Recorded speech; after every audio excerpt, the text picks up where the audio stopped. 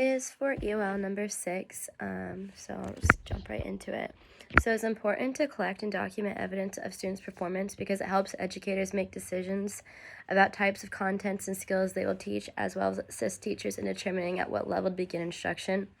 It helps teachers determine how to teach both the content and the skills as well, so it all kind of goes hand in hand. So there are multiple ways of collecting evidence on students' performance in the classroom.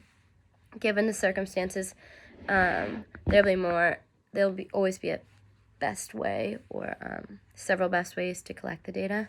So there's direct observation, which can be used to collect data on students' learning behavior and task engagement. They can then use this information to decide upon what students need additional support. There's daily entrance and exit tickets, and this will gauge how well students understand learning targets at the beginning of the lesson versus end.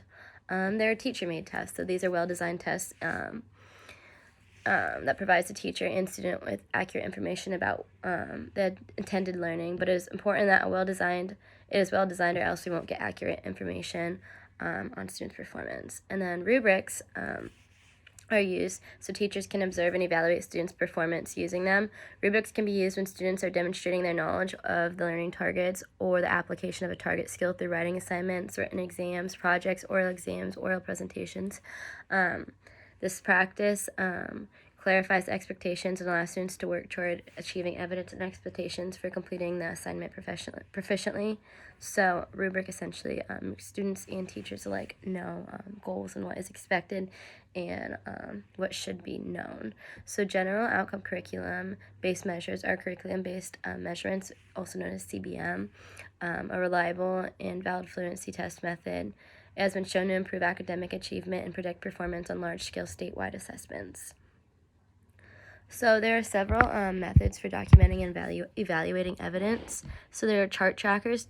These teachers can use to track students' progress toward achieving learning targets by creating a chart of student performance on classroom assessments, such as rubrics, exams, monitoring cards, and curriculum-based measures.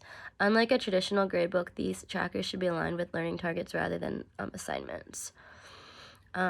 This was something I learned about, and out of everything from this EOL, I took to heart the most and plan on using.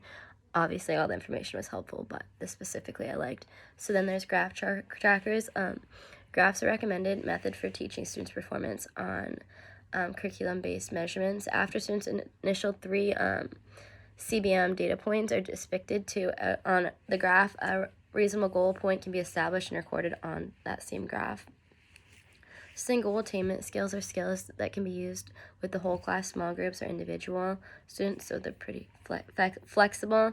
And this process typically involves identifying, learning a target, and then defining and learning that learning target in observable and measurable terms, and describing 3 to 5 performance-based outcomes that are ranked from most to least desired. So when special educators co-teach in the general education classroom, it's very important they collaborate with content area specialists, so like the general education teachers do, to develop a plan of efficient and meaningful collection of evidence of student learning, because not typically, but oftentimes general education teachers don't necessarily want to work with a special educator, but it will be most effective if they're able to work together in collecting data and have a good relationship. So feedback is more effective when it is focused on success rather than deficits. I really like this because I think this is a positive way of working with students. If you're constantly pointing out all their flaws, it's not going to feel like a great classroom for them, and they're not going to want to be there. So feedback should be delivered as immediately as possible while it's still effective.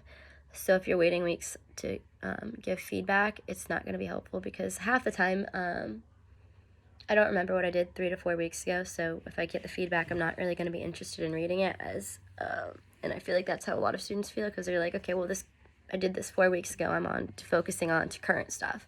So feedback should be, in order for feedback to serve its purpose, teachers and students must answer 3 important questions. What are the goals, what progress is being made, and what activities will accelerate progress?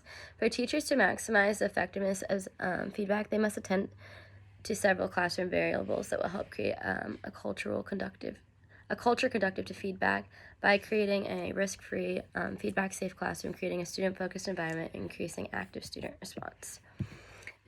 active student responding. So ultimately, to summarize that, you just need to have a good, safe classroom in order for your feedback to be effective, because if you're constantly tearing your students apart, they're not going to take this feedback as, oh, I should change it. They're going to be like, kind of just not like being at school, because they're going to be critical on themselves and think they're not capable of meeting your needs, what you want to see from the student. So it should be effective and clear, and you need to assist the student on reaching their goals rather than penalizing them for not being where you want them to be.